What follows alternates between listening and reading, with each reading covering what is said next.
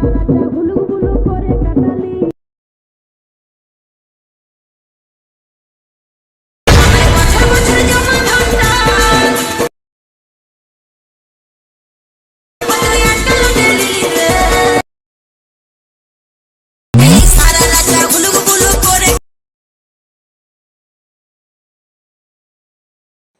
হে বন্ধুরা, welcome to my YouTube channel. আমি আবার একটি Purulia Jammu status video editing নিয়ে চলে এসেছি।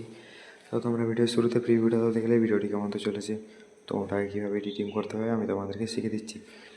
ভিডিওটি এডিটিং করার জন্য অ্যালোমোশন অ্যাপসটি প্রয়োজন হবে, তোমরা ডাউনলোড করে নেবে।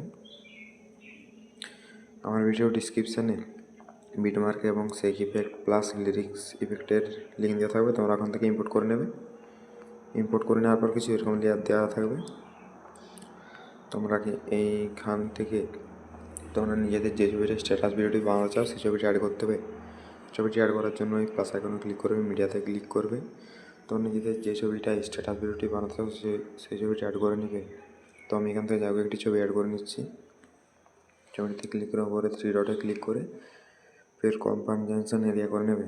এবার লাস্ট বিটে চলে এসে এই আইকনটাতে ক্লিক করে দেবে।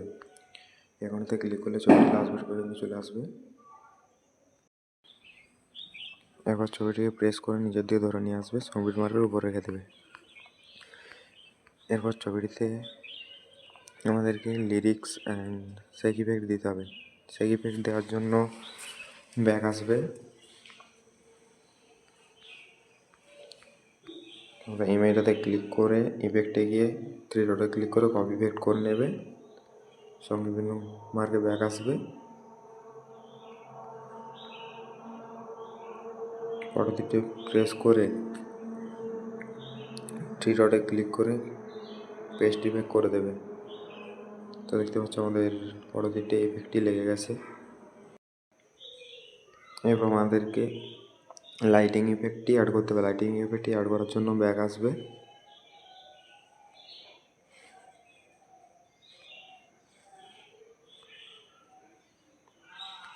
এই আইকনটাতে ক্লিক করবে, সিলেক্ট অল লেয়ার করবে।